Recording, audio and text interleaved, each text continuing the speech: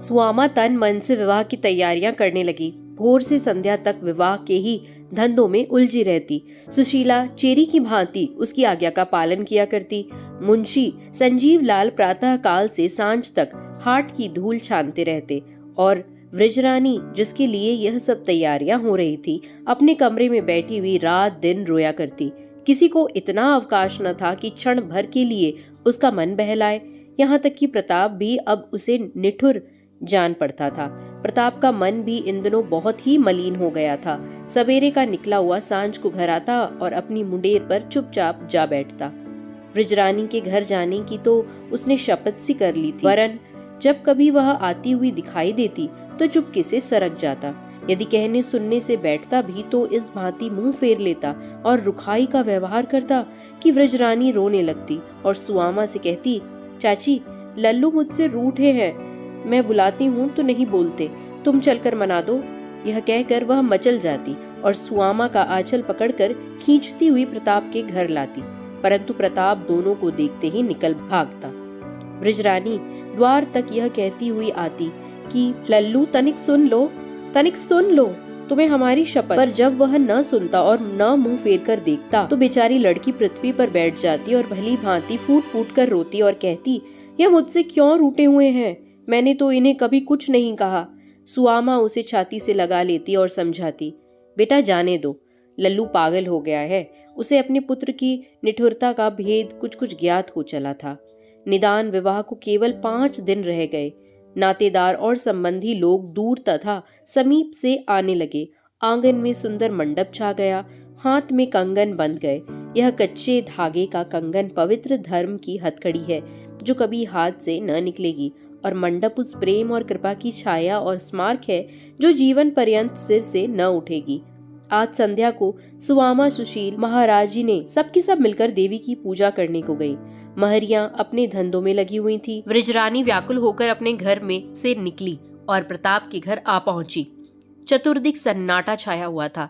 केवल प्रताप के कमरे में धुंधला प्रकाश झलक रहा था। वृजरानी कमरे में आई तो क्या देखती है कि मेज पर लालटेन जल रही है और प्रताप एक चारपाई पर सो रहा है। धुंधले उजाले में उसका बदन कुम्हलाया और मलिन नजर आता है। वस्तुएं सब इधर उधर बेढंग पड़ी हुई हैं। जमीन पर मानो धूल चढ़ी हुई है। पुस्तकें फैली हुई हैं। ऐसा जान पड़ता है मानो इस कमरे को किसी ने महीनों से नहीं खोला। वहीं प्रताप है जो स्वच्छता को प्राणप्रिय समझता था।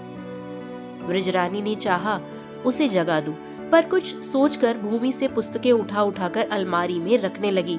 मेज पर से धूल झाड़ी, चित्रों पर से गर्दे का पर्दा उठा लिया। अचानक प्रताप ने करवट ली और उनके मुख से यह वाक्य निकला, वृजरानी मैं तुम्हें भूल नहीं सकता। फिर थोड़ी देर पश्चात, वृजरानी कहाँ जाती हो, यहीं बैठो। फिर करवट बदल कर, न बैठोगी? अच्छा जाओ, मैं भी तुमसे न बोलूंगा। फिर कुछ ठहर कर, अच्छा जाओ, देखे कहाँ जाती है। यह कहकर वह लपका जैसे किसी भागते हुए मनुष्य को पकड़ता हो। वृजरानी का हाथ उसके हाथ में आ गया और उसके साथ ही आंखें खुल गई। 1 मिनट तक उसकी भाव शून्य दृष्टि वृजरानी के मुख की ओर गड़ी रही। फिर अचानक उसका हाथ छोड़कर बोला, तुम कब आई? मैं अभी तुम्हारे ही स्वप्न देख रहा था। रानी ने कुछ बोलना चाहा, परंतु कंठ रुंध हो गया और आंखें भर आईं। प्रताप ने इधर उधर देखकर फिर कहा, क्या यह सब तुमने साफ किया? तुम्हें बड़ा कष्ट हुआ? वृजरानी ने इसका भी उत्तर न दिया। प्रताप ने कहा, तुम मुझे भूल क्यों नहीं जाती? रानी ने आर्द्र नेत्रों से देखकर कहा, क्या तुम मुझे भूल गए? प्रताप ने लज्जित होकर मस्तक नीचे कर लिया। थोड़ी देर तक दोनों भावों से भरे भूमि की ओर ताकते रहे। फिर रानी ने पूछा, तुम मुझसे क्यों रुष्ट हो? मैंने कोई अपराध किया है? न जाने क्यों अब तुम्हें देखता हूँ तो जी चाहता है कि कहीं चला जाऊं। क्या तुमको मेरी तानिक भी मोह नहीं लगती? मैं दिन भर रोया करती हूँ, तुम्हें मुझ पर दया नहीं आती? तुम मुझसे बोलते तक नहीं। बतलाओ मैंने तुम्हें क्या कहा जो तुम रूठ गए? मैं तुमसे रूठा थोड़े ही हूँ। मैं चाहता हूँ कि तुम मुझे भूल जाओ। तुम धनवान हो, तुम्हारे माता पिता धनी हो, मैं अनाथ हूँ, मैं तुम्हारा क्या साथ? तब रानी ने कहा, अब तक तो तुमने कभी यह बहाना न निकाला था, क्या अब मैं अधिक धनवान हो गई? यह कहकर रानी रोने लगी। प्रताप भी द्रवित हुआ। बोला, देखो वृजरानी, हमारा तुम्हारा बहुत दिनों तक साथ रहा, अब वियोग के दिन आ गए। थोड़े दिनों में तुम यहाँ वालों को छोड़कर अपने ससुराल चली जाओगी, इसलिए मैं भी बहुत चाहता हूँ कि तुम्हें भूल जाऊं, परंतु कितना ही चाहता हूँ कि तुम्हारी बातें स्मरण में ना आए, वह नहीं मानती। अभी सोते सोते तुम्हारा ही स्वप्न देख रहा था।